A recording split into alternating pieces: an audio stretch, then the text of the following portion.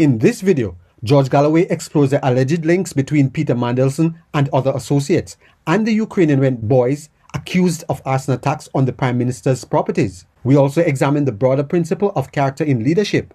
Let's get into the details.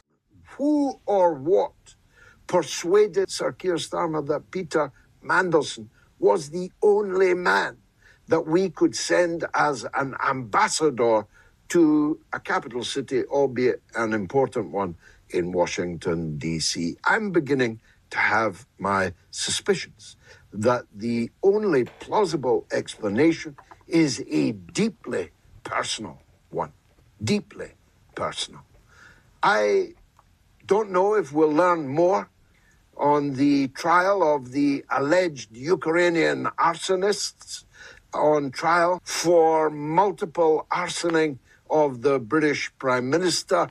His front door, his back door, his vehicles are all alleged to have been attacked by 3 Ukrainian rent boys.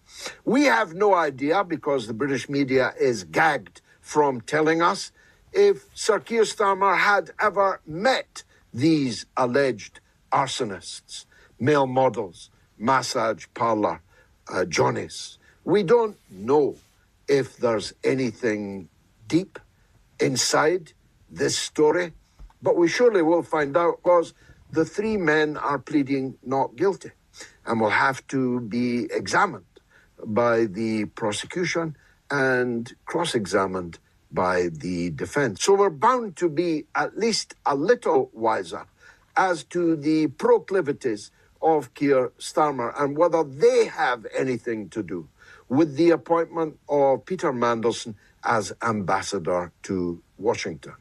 I'm imagining, you'll have to forgive me, Lord, I'm imagining a kind of Blairite jerk circle in which all the Blairites reach around and look after each other. Because it is a remarkable thing that some of the most significant figures in the whole Blair-Starmer experience are homosexuals. And that may or may not be connected to the arsoning of the Prime Minister, but it's bound to raise suspicions, or at least would raise suspicions, if the British media were not a supine, puerile clique, clack of stenographers and government toadies.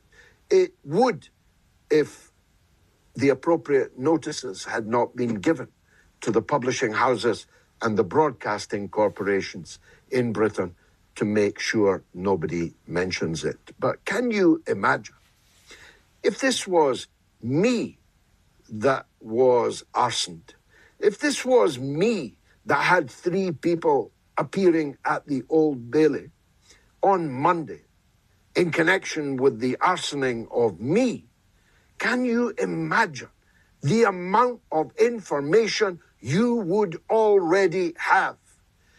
You would know the color of the moustache, never mind anything else, of every single one of these Ukrainian rent boys. You would have been treated to television specials on their proclivities, their activities in London. You would have seen footage of their home villages in the Ukraine. If this was anybody else other than the British Prime Minister who'd been arsoned, you would know so much more. I'm wondering if Lord Waheed Alli is anywhere near the appointment of Peter Mandelson as Britain's ambassador to Washington. Waheed Alli, the Prime Minister's dresser, himself an open homosexual, dressing from top to toe, just the exterior, I presume, of the Prime Minister himself. Can you imagine a court case about an arson attack on a political leader's home with very little coverage? No real analysis or deep dive from the mainstream media? Well, this is exactly what is happening with Keir Starmer's alleged Ukrainian rent boys arson attack. No analysis, deep dive, or anything on this extraordinary situation from the mainstream media. And neither any questions about it in the House of Commons to Starmer from any politician. Was that why he was so quick to prorogue Parliament? According to Dr. Miles Monroe, character is defined as a commitment to a set of values without compromise, a dedication to a set of standards without wavering. This arson attack story stands as a real-world test of character under scrutiny. Even the perception of ethical compromise matters because character is about consistency under pressure, not just legal guilt. When we choose leaders who are atheists or leaders who have no Judeo-Christian values, do you expect them to do things based on Judeo-Christian values or principles? No, and do not get me wrong. I am not saying that the Prime Minister did anything wrong. I am just saying that the appearance in this case does not look good. You can imagine if this was President Trump or Nigel Farage caught up in such a case. Whether alleged or not, it would have been on every mainstream media outlet day and night announcing how disgusting these men are. But no, it is Mr. Perfect Keir Starmer. No one dare say a word, or else.